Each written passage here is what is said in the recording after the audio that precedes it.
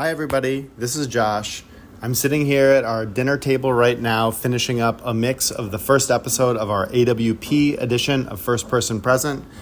This particular episode was recorded on the threshing floor of AWP on Saturday, the busiest day. It presented the biggest organizational, technical, and psychological challenge that we've had yet as a podcast. And as such, it's taking me a little longer to get it together than I expected. So here's what I'll do. I'm going to split it up into two different episodes. The first I'm releasing right now. You're listening to the first of the two. And the second will be released in 2 weeks on schedule. If you don't like crowds, I have to warn you, AWP is an enormous crowd. So there's a lot of ambient crowd noises going on in the background here. Our voices are a little more raised than they usually are. We even make some listening issues when we can't hear over the crowd. This is just kind of the nature of the beast of this kind of episode that we recorded. So I hope that you can enjoy it. If it's not for you, that's totally okay. Come back in a couple weeks. We are going to be back to our regularly scheduled programming. And I know that we really loved recording this. And especially in this first episode, we had a delightful time speaking with Pamela Gullard, whose Lake Crescent and other spirits we have gassed up so many times here at Hugh's house. So I hope that you'll enjoy our conversation with her in the latter half after the break.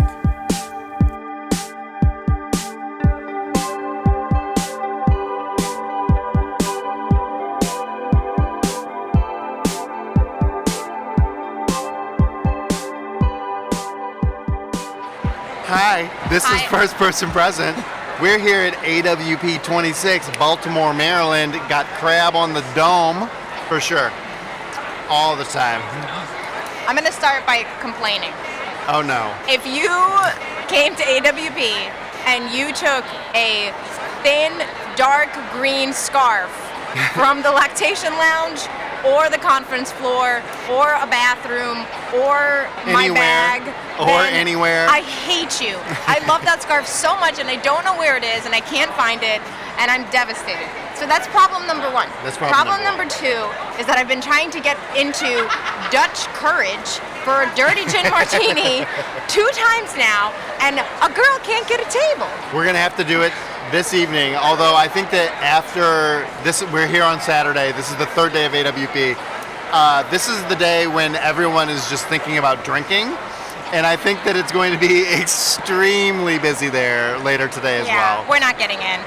And I would just like, so shout out to, he will not listen to this episode, but shout out to Brad Listy, who runs Other People Podcast for forever and also has now a little company called Deep Dive, for watching our baby while we do this podcast. Exactly. Thank you, Brad Listy. We love you very much. We didn't think that the podcast hero would be our podcast hero this day. Yeah. But in fact, he is.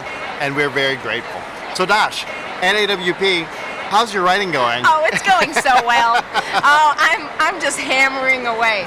Between nursing this baby, not eating, not sleeping, and handing out postcards, I got a cool 20,000 words of a Pulitzer 20,000 in my butt words. pocket. I've been taking some notes at night just so I remember some things. I've taken notes about what to bring next time to AWP, weirdly. Yeah, I should be doing that. And I started a biography of Albert Einstein at 10 o'clock, waiting for you to bring me a bowl of pasta and a bowl of broccoli last night. Which you did eat, actually. I did. In the end. I did eat that. And Albert Einstein is an interesting man. Turns out, who knew?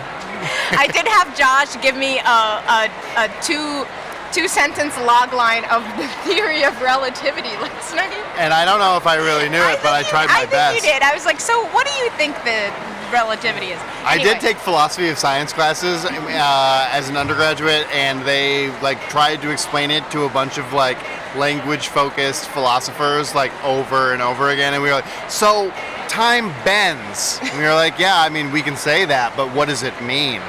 And we don't know really. How is your writing going?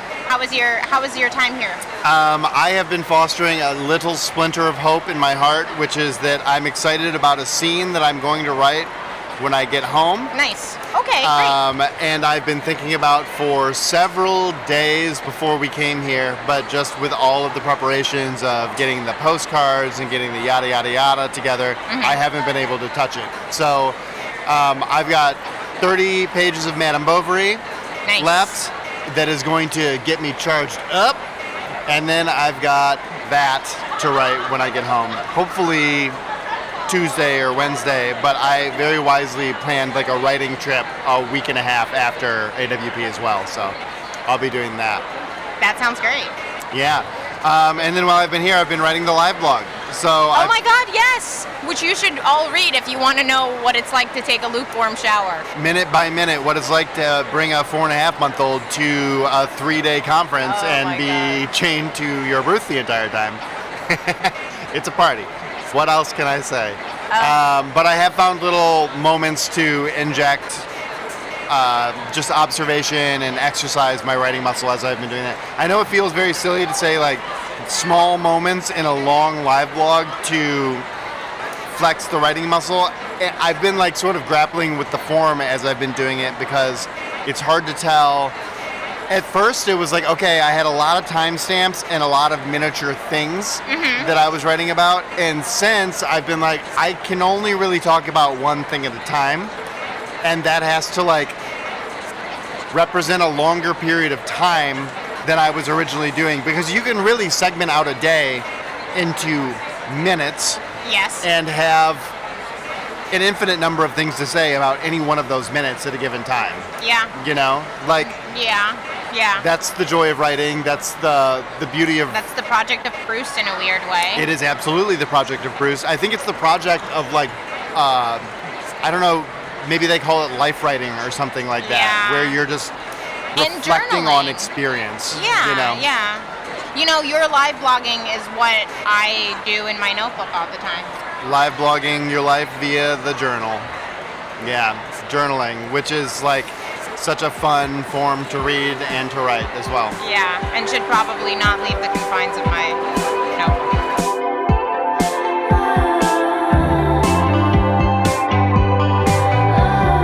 Traffic swarms like bees against the banks. Glass half nervous.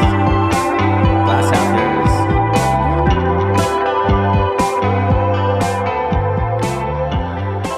So we're recording, and and it's fine. Just we're also just talking. Okay. So, Okay. We were just talking about generosity. Generosity At in the AWP. author community. Yes. Yeah. So thank you so much for having me here Of at course. Beer's House. And we were just talking about AWP and any gathering of writers. Yeah. And what strikes me so distinctly is the generosity that people feel toward other people's work and toward offering their own ideas. And so it's a very energizing community, and I'm delighted to be here. Yeah, writers. I think that when they go online, they are perhaps not their best selves. So when they meet in person, it's an entirely different vibe. And it is really like that. I was commenting on like at AWP, like the lactation lounges and things, and like the quiet rooms and stuff. It's not a lounge. But they're calling it a lounge. Can we just... We're not going to start with the negative things. I won't do that. But it's not a lounge. It's a quiet, dark room, which is perfect. Which is literally exactly what we wanted. Yeah. That's good. Anyway, can I grab Pam's book so that I can... Please. Yeah. Please. Yeah. Can you just like bounce the baby a little bit? Brad, can you watch our baby? Just a bounce. Brad Lissy is going Yes. through. Yes. Brad Lissy is taking our baby so that we can do this fun. Thank you, Brad. Brad Lissy, podcast hero. This is Pam's book. I just want to show it to... Am I doing the right thing? We do have cameras rolling, believe it or not. Yeah. And that's Pam, and she made this book. And it's really hard to make a book. Yeah, and it's really beautiful. The stories in it are like really crisp, beautiful, of a tradition that I think people don't have the patience to write very much anymore because they're so internet-y. You know, going back to our internet discussion, but it's really beautiful, and you've had a lot of success with it, actually. Are you allowed to talk about the thing that we just found out about? I think so, yes, absolutely. What's So, the thing that we just found out? I'm a finalist for the Foreword Reviews contest in short fiction. Yeah. And I'm delighted. I didn't know that. Yeah, we just found I out, just what was found out it, yesterday? Yeah. Yeah, And exactly. so it's wonderful. And you talked about, before the podcast, thinking about kind of instruction for young writers. Yeah. And an instruction that I always give for young writers is, first of all, do it. The blank page, you have to do it day after day. But then, don't stop. Keep sending things out. You will be amazed at where your book will be received.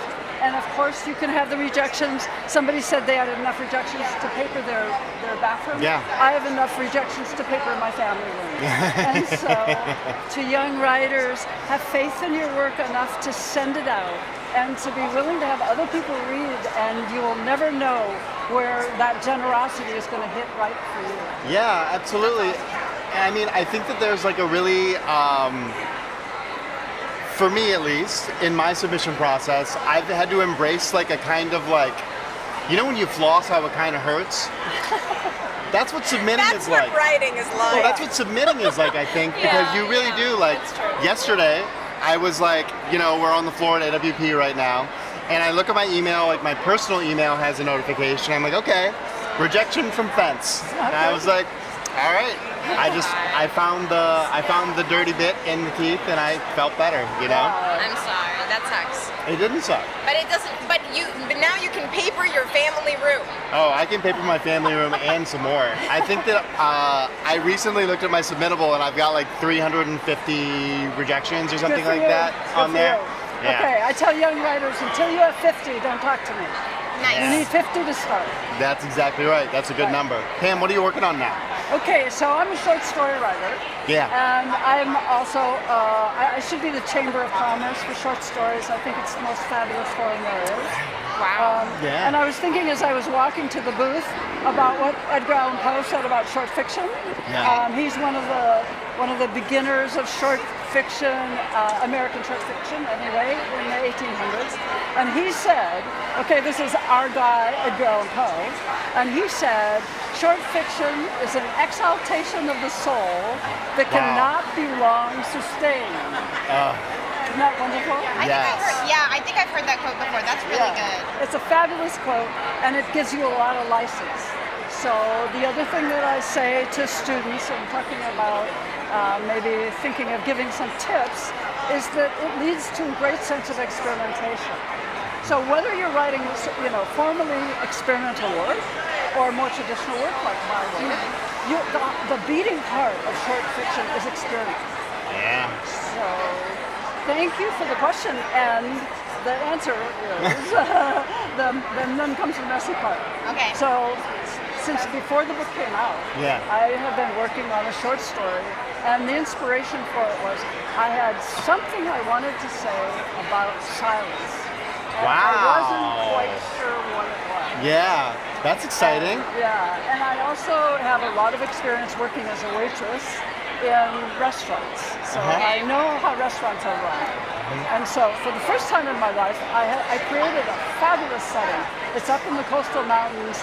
It's set in a restaurant called That Place. Oh my Like God. people would say, you know that place? Yeah. Okay. That's a good title. That's a good title. Oh my God, that's a great That's a good restaurant name. Yeah. I'm going to have a restaurant. So in my mind, I have a restaurant called That Place. In my mind, And I have a main character, and I know a lot about her. And then silence.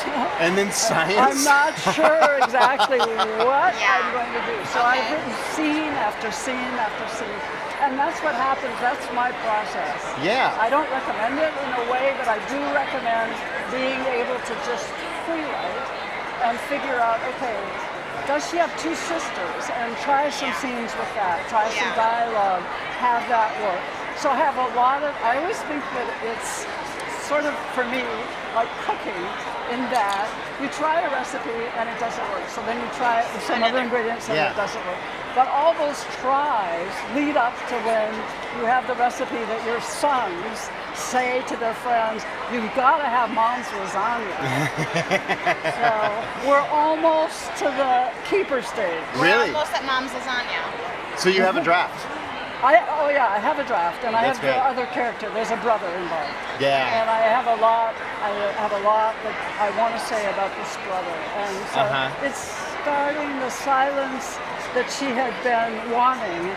She didn't want him to come to see her, but she wanted to guard that silence.